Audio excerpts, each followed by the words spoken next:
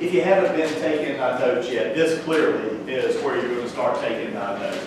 These are really about 5 important words and then some others that we have thrown in as well. And keep in mind, just because it's not the answer doesn't mean it won't show up in a potential question as an off answer. But zoning vocabulary, you want to make sure that you're pretty sharp on this. If you like my definitions, great. If you don't like my definitions, make sure you get it from another source, from the book, and make sure you know these terms. Clearly, you're going to be tested on these. The first one that comes up is a non-conforming use. A non-conforming use. Notice that it describes a non-conforming use as a legal, meaning that this is always a legal use of property. Legal non-conforming use. Are you ready for your definition? Here it comes.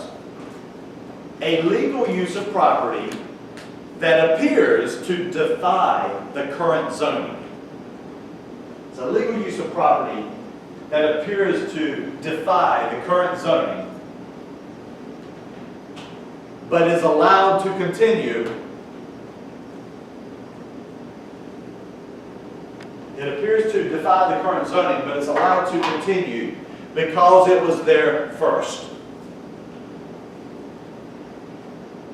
If it makes you feel better, just take in parentheses and put it was grandfathered in. You ever heard of somebody saying, I was grandfathered in? That's what a non-conforming use is. A legal use of property that appears to defy the current zoning. Well, if it defies the current zoning, how can it be legal? Because it was there first. It was grandfathered in. Does that make sense? Now keep in mind, when zoning starts changing, when there are zoning changes, zoning amendments, that it has to follow due process. In other words, the city can't just come in and change your property affecting your value just because they want to. It has to go through a process. So there will be public hearings. You're going to be able to speak your piece. Your neighbors can speak their piece. I'm not saying you're going to win, but there is a process for doing this. Why? Because we can't just go and start randomly changing properties. And then when the zoning does change, we have to recognize the fact that you are already there and you have an investment in your property. So you're going to be allowed to continue that for some period of time after the zoning change. Legal non-conforming use. You were there first, then the zoning changed. You will be allowed to continue for some period of time. Does that make sense so far? Yes. Okay. So you own a convenience store in an area that allows a convenience store. Recently, the zoning went through the correct process, changed, it's now single-family residential. Is your convenience store single-family residential? No, it clearly is not. But will it be allowed to continue to operate? Yes, as a legal what? Non-conforming use. Perfect. Now, let me ask you this question. Can you sell your property to continue to operate in the same non-conforming use? No. Actually, yeah. Actually, yes. Let me tell you what the secret to that sentence was. Can you sell your property to continue to operate in what? The same non-conforming use. Again, think about this from a constitutional standpoint. If we are taking away your right to profits because of this, there might be some constitutional issues going on. So you can sell it to continue in the what? Same non-conforming use. Well, let me tell you this. I sell it to Ebony. Now, Ebony is, in fact, an entrepreneur. She sees all those houses being around her, being built around her. What does she want to do with that convenience store? She wants to expand it. Can you expand a non-conforming use? You cannot expand a non-conforming use.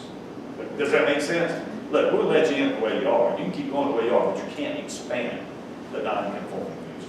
Okay? How about this? You don't even have to write this one down. You don't even have to write this one down. I can't test you on it. Here's why. What if my non-conforming use is destroyed? Will I be able to rebuild in the same non-conforming use? No. Yes. Yeah. I see, you're all right. How do you like that? You're all right. Some of you said no, some of you said yes, and you're all right. It depends on the way the ordinance is written. In Durham, for example, the way they write their ordinance is, if a non-conforming use burns down, it can be rebuilt if you can do it within 1 year in the same footprint that you were already in. So in other words, you're literally building back what burned down. Okay, you're not going to get tested. Yeah. They would use eminent domain to take that property to have it all be. Now keep in mind, we're talking about changes zoning here. Durham is not taking the property. Okay, And so therefore, different set of rules apply. All right, write this down, even though I think it's a little bit of a long shot. I'm sorry, Dan, go ahead. I was going to ask you, you said it would allow the state a store, but for how long? Okay, thank you. Write this down. I don't know that you'll see this come up on the exam, but it's an interesting word. Long-term amortization. Long-term amortization. I'll write amortization on the board.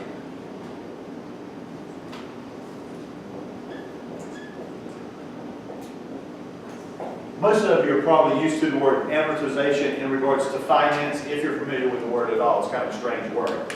But amortization just means to kill off something over time, derived from the word amort, to kill. Okay? So, amortization is killing off something over time. Daniel, it's possible that when the ordinance changed, it may have said something like this, and I'm completely making this up. All non-conforming uses must conform by the year 2027. What do you think the significance of that? What do you think the significance of it?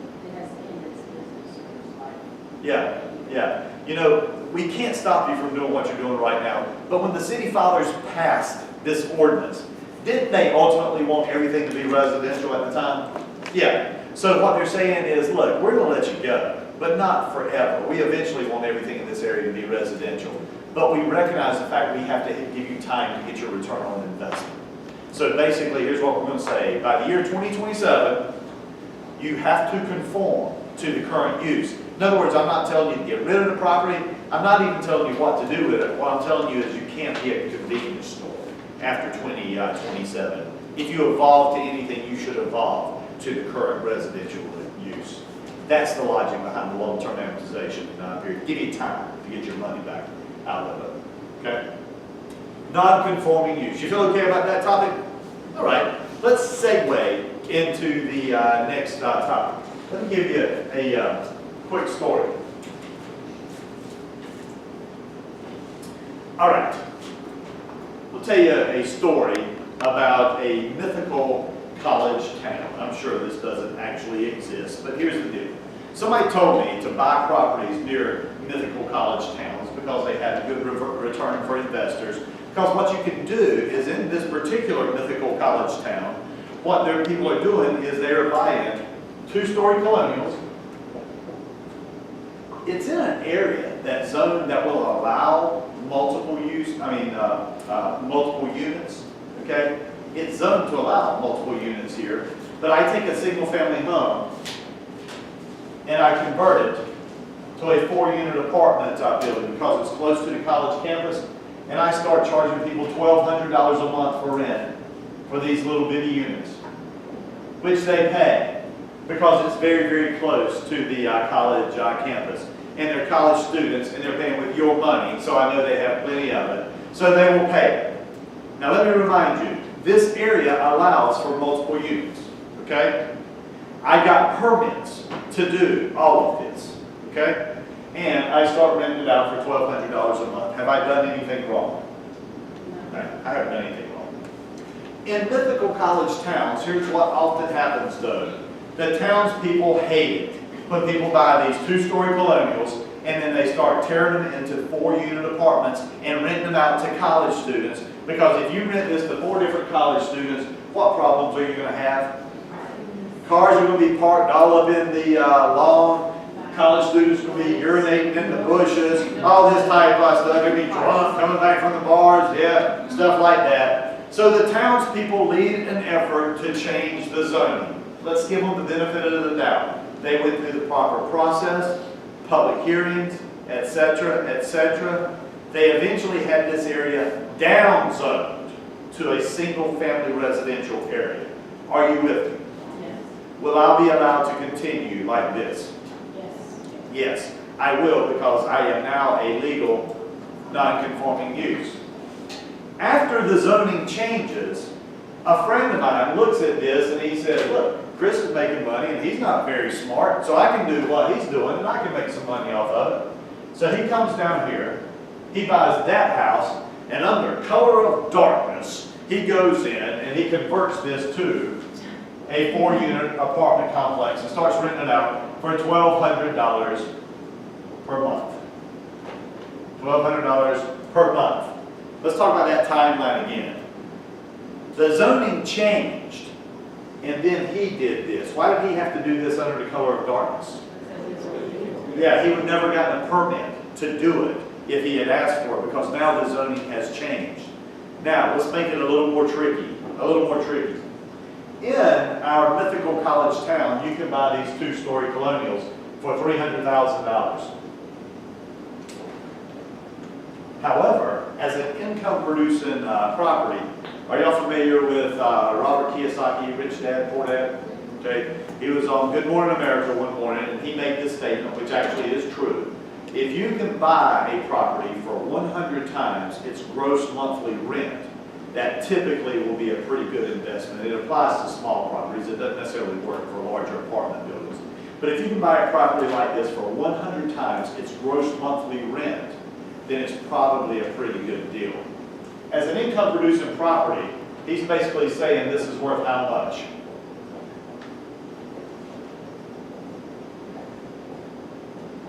How much is that property worth as an income-producing property? Okay? $480,000 as an income-producing property. Okay? So now, you are a real estate agent. In your car, you actually have a buyer who is looking, he's a beginner investor, and he's looking to buy a property near a college town. Because typically it is a good investment if you can buy it right. Because you're always going to have a pool of college students to rent to, right? You are a real estate agent. Both of these properties right here are currently on the market for $450,000. I would argue that one of them is worth $450,000. Do you agree with me? Is this one worth $450,000? Yeah. Is that one? No. Why is that one? Because it's a what? Look at the second word. It's an illegal use. The property itself is not illegal. The use of the property is what is illegal. Okay? How much is that property right there worth, by the way? I would argue less than $300,000, because someone's probably going to have to retrofit that because the work was done without permits, right? You're a real estate agent. You're sitting there with your buyer in front of these two houses. Don't they look exactly the same from the road? Okay. So where's my red flag in this particular case? You know, something doesn't look right here. I know I am in a single-family residential area. Okay? It's a material fact what zoning is. So I've looked it up. The listing agent put it in the MLS. Whatever. Single-family residential. Neither of these is single-family residential. You going to call downtown and talk to somebody in zoning enforcement and ask them about this? Let's see how that goes. Ring, ring. Zoning enforcement, I'm looking at a house at 1515 Sycamore Street. It appears to be operating as a 4-unit apartment building in a single-family zone. What can you tell me about that? With a little bit of research, they'll be able to tell you that the permits were issued before the zoning change, and it's operating as a legal non-conforming use. Fine, thank you. How about the one down here at 1521 Sycamore Street? It appears to be a 4-unit apartment building in a single-family residential zone. What can you tell me about that? They're going to do a little bit of research, and they're going to find out, hey, you just told the city enforcement officer something he doesn't know. Okay? You just got somebody in trouble. Can you live with yourself? Can you live with yourself that you just got that seller and maybe that listing agent in trouble? Yes, because who are you working for? You're working for the buyer, and you don't want the buyer to make a $150,000 mistake on this particular property. Now that you've told the zoning enforcement officer, here's what they're going to do. They're going to come out here and they're going to flag this thing with a piece of paper that says, stop doing what you're doing. That is known as an injunction. Please write that word down. An injunction. An injunction. Injunction, junction, what's your function? Stop that crap you're doing. An injunction is basically a cease and desist order.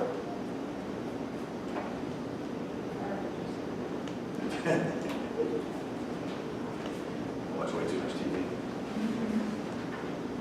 I grew up here, right? Okay, an injunction. The zoning enforcement officer says, stop doing what you're doing, cease and desist. Okay? Why didn't you do it to my house? Because I'm illegal, not conforming use. Why did you do it to this guy? Because it is an illegal use. And illegal uses can be stopped that quickly with an action of the court known as an injunction, a cease and desist. Got it? Good vocabulary words there. On the exam, can you recognize the difference between a non-conforming use and an illegal use? Doesn't it have everything to do with the zoning change?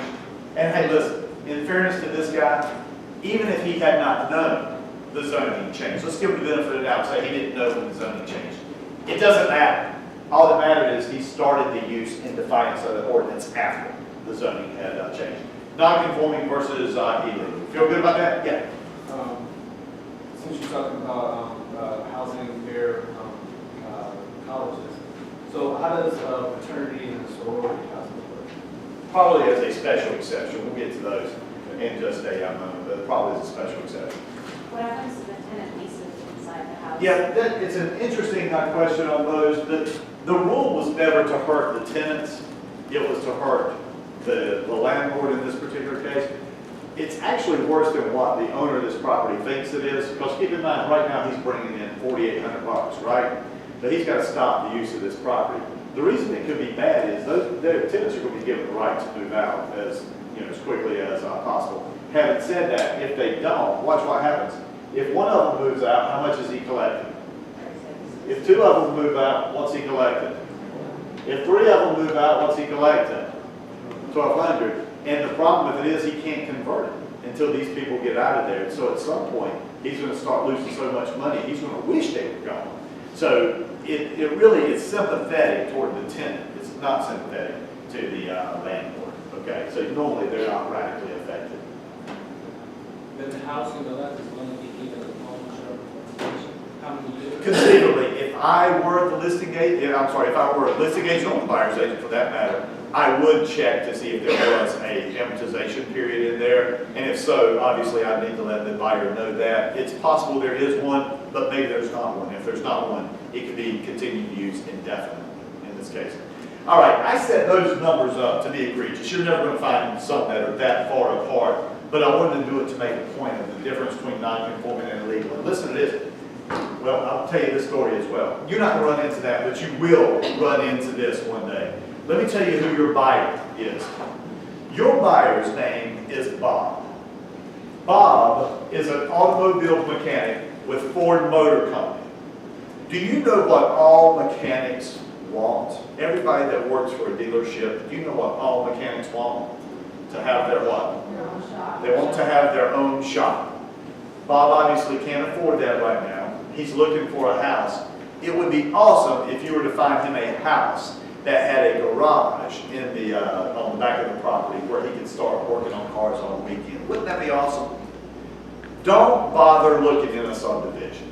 It's just not going to happen. It's not going to be allowed in a subdivision. But you do find Bob a house, and it's kind of in an older, technically it is a subdivision, but it's older at this point.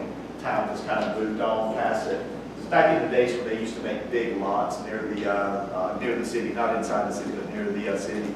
And what you find is this big, sprawling ranch, okay? He loves it. Set off is a detached two-car garage with a shop on the side of it, like where he keeps tools and stuff like that. And even better, when you drive up into the yard, there's a sign over the garage that says, Rob's Auto Repair. And he's thinking, man, all I need is a can of paint, and I can turn that from Rob to Bob's Auto Repair. I'm in business day one. Bob's excited. You're excited because you've shown him 48 houses and you want him to buy something. He makes an offer. He goes under contract. Everybody's happy until a month after closing, you get a phone call. You look down there and say, I know that number. Oh, that's Bob. Well, let me give you a piece of advice. Normally, as an agent, when you get a call back from a client a month after closing, they're probably not calling you up to tell you what a great agent that you are. I hope they do. I hope they do. But usually they're calling up to say there's some kind of problem. And here's what Bob's problem was. He came home from work one day and he saw taped to his garage in the back a bright colored letter that said, you got to stop being an automobile garage. It is not allowed in this zoned area. Okay? This is shocking to Bob. He's been doing this for a few months, well, a month at this point. Interestingly enough, Rob did it for 7 years. He told Bob, I've done this for 7 years, okay? Now, Bob been doing it for a month, and he gets called, turned in, injunction, right? So Bob has just called you back and said, hey, why didn't you tell me I couldn't run a shop out of this location? And you would say, you know what? And when all said and done, I didn't even think about it. The property was already being used for this, so I assumed that it was okay. How long must a property be used illegally before it becomes a legal use? How long can you use a property illegally before it becomes a legal use? There is no period of time. There is no period of time that will cure an illegal use. You're just illegal. The fact that you haven't been caught yet doesn't make it legal. I sped on the way to school here today, and I didn't get caught. That didn't make it legal. Are we recording right now? Crap, I should have thought about that before I confessed. You know why Rob was not caught? Rob gave his neighbors free oil changes. Okay, so nobody ever turned him in. Bob started charging $75 for an oil change, and one of the neighbors said something like, I don't think we're supposed to have a garage in this particular area. They complained to the zoning enforcement officer. Zoning enforcement officer came and found this out and bam, injunction, stop up what you're doing right now. And now, Bob has just called you up and threatened to sue you. Welcome to real estate, all right? Red flags, guys. It's all about the red flags. You know what would have changed this story? Let's rewind. Bob, I don't think you're really supposed to have a garage in this particular area. Matter of fact, I wouldn't tell him. I'd send it to him in an email with a return receipt. Okay? Because a month later, when he calls me up, you know what Bob's going to do? Bob's going to use it as a garage anyway. He's completely going to be in defiance of the zoning ordinance. But then when he calls you up a month later, you can go to your get out of jail free card and say, Bob, I did tell you, you can't use it for this particular purpose. That's on you, buddy. Okay? Have a nice day. By the way, if you know anyone interested in buying or selling real estate, don't forget to go for the referral as long as you're there. Illegal versus non-conforming. Bam, you're going to get that one right on the exam. Yes, John? So with grandfather in, does that happen immediately as soon as the zoning changes? Yes. Yes, that would be one of the few things that does automatically happen in real estate. You're grandfathered in. That assumes, Jonathan, that you were using it legally when the zoning changed, right? Okay, yeah. Perfect. All right, let's go to our next set of words. If you don't mind, let me jump to the word variance. I know I'm skipping around a little bit, but a variance is a little bit easier to understand. So let's go to the word variance.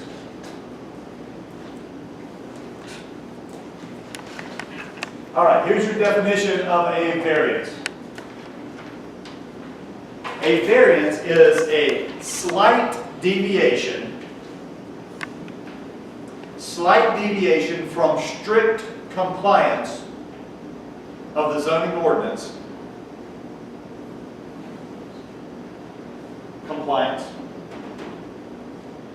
A slight deviation from strict compliance to the zoning ordinance made necessary by a unique hardship. Slight deviation from strict compliance to the zoning ordinance made necessary by a unique hardship. That's good. All right.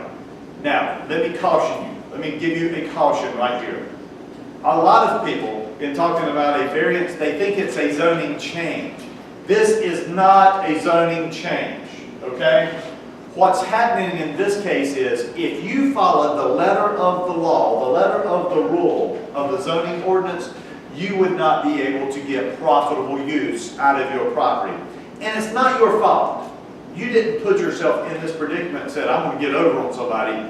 You own a piece of property, you're trying to do something, and because maybe you have an odd-shaped lot or something to that effect, if you follow it as written, you're going to have a hard time getting good use out of your property. A picture goes worth 1,000 words on this one, so if you don't mind, let me indulge you on this.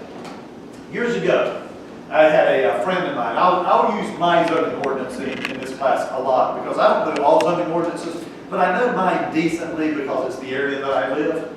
In the area where we live, we are single-family medium density, and medium density is described as average 10,000 square foot lots. We haven't talked a whole lot about acreage in this class yet, but an acre is 43,560 square feet. So therefore, 10,000 square feet is roughly a quarter of an acre, right? In my neighborhood, most lots are around a quarter of an acre, okay? Within that medium density residential, there are setbacks, and here's what our setbacks look like. From the side, 10 feet. In other words, I can't build a permanent improvement within 10 feet of that. 35 feet from the back, 25 feet from the front. These are my setbacks. When you apply your setbacks, it creates what we call a building envelope. In other words, you can put your house, your outbuildings within that. Sometimes fences and driveways can go up to the property line, but your large improvements like your house and your outbuildings have to fall within this building envelope. Okay? So here's a problem that a friend of mine ran into. She's building in our neighborhood. In our neighborhood, yours may be similar. What you do is you buy a lot. A builder already owns that lot, so the builder basically is saying, look, if you're buying my lot, you're putting one of my houses on that lot. So their floor plans are all designed to fit on these quarter-acre lots, right? She picks the home that she wants. She has it marked on the lot where they're going to put it. Now keep in mind, the house hasn't been built yet. I want this plan on this lot. We're going to stake it out. When they start staking out the lot, they find out that there's some type of weird geologic structure on her property. There's just an outcropping of rocks that basically runs right there. If they were to put their back footing in that rock, it would take a lot of money because they're going to break up rock. You're not dynamiting at this phase. There's houses all around you, so there's no dynamiting going on. So they come up with a solution. We haven't built the house yet. So let's do this. Let's shift the house plan forward. Okay? So that's what they do. They shift the house plan forward. If they shift it forward, can you see where it is? It's in the front setback. All right? That is defiant of the current zoning ordinance. Current zoning ordinance said you had to be back 25 feet. If they shifted her house forward, it was actually at 24 feet, 6 inches. 24 feet, 6 inches is not 25, right? So she's going to be in defiance of the zoning ordinance. So they talk about this. The builder obviously has a vested interest in getting this done as well. So they apply for a variance. Please write this down. You will argue or you will request a variance before a board of adjustments. Board of adjustments. Requests for variances are made before a board of adjustments.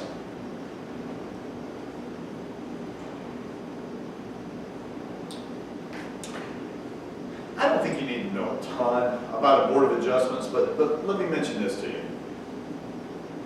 A board of adjustments is basically a jury of your peers. These are not elected officials. They are appointed. Now, if you would like to be on the board of adjustments, you can apply to be on the board of adjustments. If you know some people that are with the city government, it might help because they put in a good word for you. But you're not elected officials. You're just my peers, is what it amounts to. Okay? So I come before the board of adjustments, and I'm going to ask you, can I get a variance? Here's what my case is going to be. I'm going to argue that this is a slight deviation. Do you agree with me that, I'm only asking you for 6 inches, okay? So slight deviation. I'm going to argue that this is a unique hardship, and I'm going to explain this outcropping of rocks and why it would not allow me to use the lot as I would like. The reason I want it to be a unique hardship is we don't want to set a precedent here, do we? Yeah, we don't want to set a precedent, so I want to argue that it's unique. I'm also going to argue that if you give me this variance, it will not change the essential characteristic of the neighborhood. And what I mean by that is anybody riding by going to know that I'm at 24.6 and everybody else is at 25? Nobody's going to know that with their eyes. Obviously, a survey will pick this up. Okay? But if I get the variance, we will have that made part of the public record. And so future interest in the property will know that it was all done legally. So now I have made my request. Slight deviation, unique hardship, not going to change the essential characteristics of the neighborhood. And now I'm going to throw myself on the mercy of the Board of Adjustments. What say you, Board of Adjustments? Will you give me my variance or not? Yes. Yes. In this case, she obviously did get her variance. That house stands today in our neighborhood because it was so slight. On the other hand, what if I were asking you for something that is unusual? You know, I'm asking you to literally build my garage up to the property line. Why? Because I need a 3-car garage. That's why. You know, I don't know, that's a great excuse. Because if you give it to me, guess what the neighbors are going to want? They're going to want to build up to the property line as well. Next thing you know, it starts looking like a 0 lot line neighborhood, right? That would change the essential characteristic of the neighborhood. This, not so much. She did get her variance. I think it was legitimate. Now, interesting thing about Board of Adjustments. The Board of Adjustments could say yes, but the Board of Adjustments could also say what? No. You know what? I'm asking for something that's not in the zoning ordinance. I'm asking for something that actually is a violation of the zoning ordinance. You guys could have said yes or no to a variance. That will actually be important when we talk about the next one. Questions or comments so far on the variance? I'll give you a hint. The test loves a variance. All right, so be prepared to make sure you understand that word. The next thing, I'm sorry, Jen, go ahead. Is the setback the same thing as like a buffer? Is that part of the zoning ordinance? Let's not use that word. I mean, granted, it creates a buffer, but we're going to use the word buffer specifically, so I just don't want to confuse it with that. Setback, you just can't build up to your property. Okay. Yeah, John? Is it important for future buyers to know if it's a variance or not? Well, yeah, it's part of the public record, so it'll be discoverable in searches of title and surveys and things like that. It will show up again. And that way you can feel comfortable buying it, that it's not going to hurt you after you buy the property. Okay? The idea of the variance is you're not supposed to buy a property knowing that you're going to have to get a variance. In other words, in commercial uses, you often see where people say, well, if we could build inside the setback, or if we could build inside this angle or something to that effect, then we could get more space, more usability or something to that effect. Well, you kind of put yourself in that position when you acquired that piece of property. You should have taken that into consideration as part of your purchase. And oftentimes, commercial contracts are created contingent upon being able to obtain variances and special uses. Is it always physical? A variance is always a physical change? I think of it as that. I don't know the answer on short notice. I'd have to think about it a little bit. So for our purposes, let's say yes. Okay. Okay, your next vocabulary word. Now listen, it uses the word conditional use, but I'm going to give you a couple of other words to use here as well. I want you to think in terms of a special use or a special exception. For our purposes, I have reason to believe conditional use, special use, and special exception will be used interchangeably. Special use, special exception. Okay, so let's give you a long definition of this. Special use, special exception, special use permit. In every zoning ordinance, there will be uses that appear to defy the current zoning. There will be uses that appear to defy the current zoning, but they are allowed as a benefit to the zoned area. There will be a list, actually within the zoning ordinance, there will be a list of uses that appear to defy the current zoning,